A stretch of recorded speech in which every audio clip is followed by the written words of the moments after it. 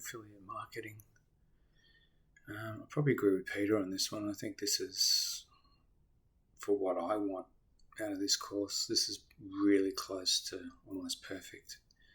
I really enjoyed the simplicity of it. I really enjoyed the fact that you're basically just taking a clip, being a conduit onto sites, and then basically getting the benefit of quality products, and attaching yourself to, trend orientated or in some cases luxury items, and by funneling sales you gain commission. So, and obviously, someone at Peter's level's probably got hundreds of these on the go.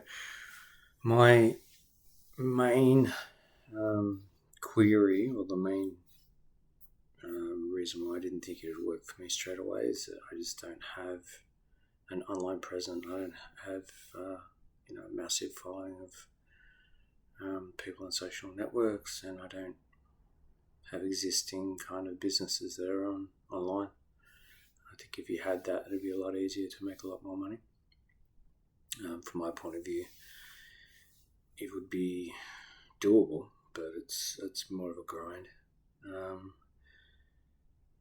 Disappointingly, I thought the recommendation for ClickBank was actually really bad. So I went through that whole process.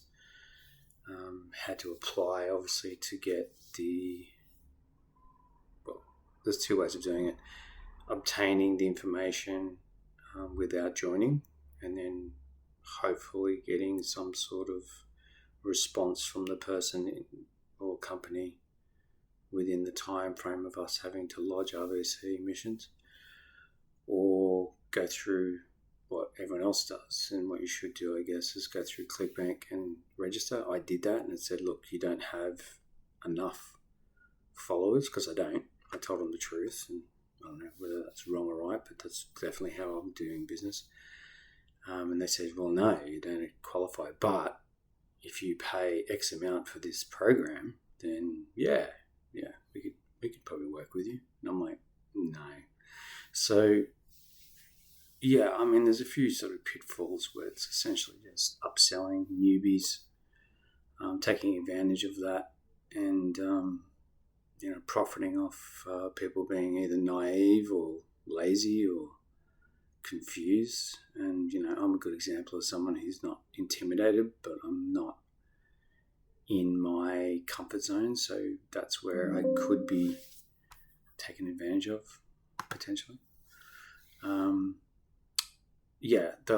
The business I chose because of that, and I looked at the Spotify model, and the same thing there. You had to become an associate member and sort of essentially pay to get upgraded.